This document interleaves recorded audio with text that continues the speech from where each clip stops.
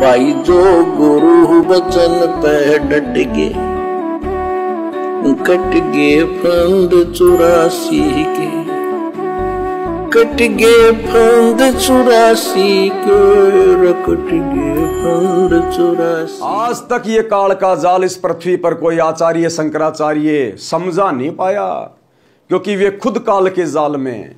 इस काल के जाल को तो वही आकर समझाता है जो खुद काल के जाल से बाहर है। और ये सत्य पुरुष के स्वामी सतगुरु रामपाल जी, आप और हम जीव आत्माओं पर दया करते हुए, मेहर करते हुए, आप और हमारे आत्म कल्याण के लिए, हमारे भले के लिए धरती पे प्रकट हुए हैं। और इस संसार के लोगों की गंदी आदत है, जब त्रेता युग में श्री रामचंद्र जी आए, उनके पास में जैसा भी ज्ञान था आधा अधूरा। उन्होंने लोगों का भला करना चाहा, लेकिन लोगों ने अपना भला नहीं करवाया। उस विष्णु के अवतार श्री रामचंद्र जी को सुख का सांस नहीं मिला पूरी जिंदगी। जब उसके राज्य करने का समय आया, राजा बनने का समय आया, तो काल ने उसको 14 साल का वनवास दिलवा दिया। 14 साल तक वो जंगल में भटका, दर दर की ठोकर खाता हुआ। कैसे रहा होगा, क्या खाया होगा, गर्मी सर्दी बरसात, कैसे उसने समय काटा होगा। जंगल में उसकी औरत को रावण उठा ले गया। अपनी औरत को लाने के लिए ना जाने कितने लोग उसने मरवा दिए। वापस अपनी औरत को लाया। थोड़े दिनों बाद में एक धोबी के व्यंग करने पर वापस अपनी गर्भवती औरत को जंगल में निकाल दिया। जंगल में ही सीता को पुत्र प्राप्त हुआ। और अंत में श्री रामचंद्र जी ने अपने सगे भाई लक्ष्मण को दुर्वासा ऋषि के श्राप के कारण मृत्यु दंड की सजा सुनानी पड़ी, मृत्यु दंड की सजा। और अंत में श्री रामचंद्र जी ने अपने सगे भाई लक्ष्मण को मृत्यु दंड की सजा सुनानी पड़ी, मृत्यु दंड की। तो जो व्यक्ति अपनी औरत से दूर, वो कभी सुखी नहीं हो सकता। जो व्यक्ति अपने बच्चों से दूर, कभी सुखी नहीं हो सकता। जो अपने भाई को मृत्यु दंड की सजा सुना दे, वो शौपन में सुखी नहीं हो सकता।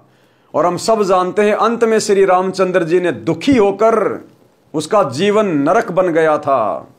अंत में दुखी होकर उसने सरयू नदी में छलांग मार के आत्महत्या की, जिसको शास्त्रीय भाषा में जल समाधि लेना कहते हैं। जल समाधि का मतलब डूब के मरना। उस आत्मा को आप और हम ही लोग रहे होंगे उस समय त्रेता युग में।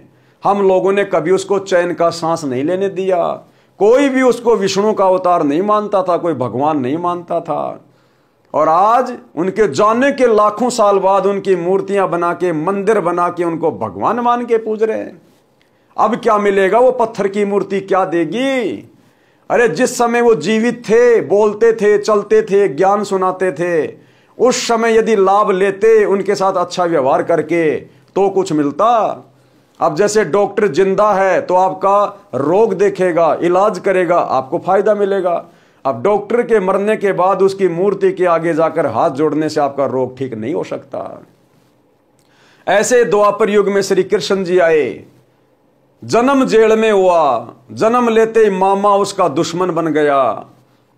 कभी कंस मारने आ रहा है, कभी चाणोर, कभी केसी, कभी जरासिंध, कभी पूतना। पूरी जिंदगी बेचारे की लड़ाई झगड़ी में गुजर गई, लड़ाई झगड़ों में गुजर गई।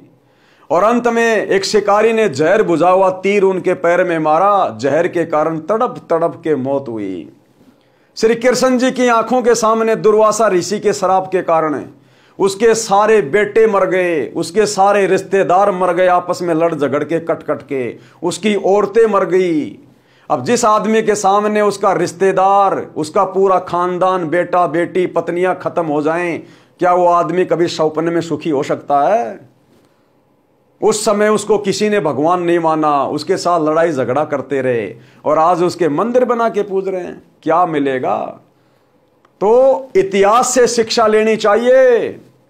आज महापुरुष जिंदा है, मूर्ति नहीं है, फोटो नहीं है, साक्षात जिंदा सतगुरु धरती पे प्रकट है। सृष्टि का सर्वश्रेष्ठ अनमोल ज्ञान लेके प्रकट हुआ है। चरणों में गिर जाओ, नाक रगड़ लो।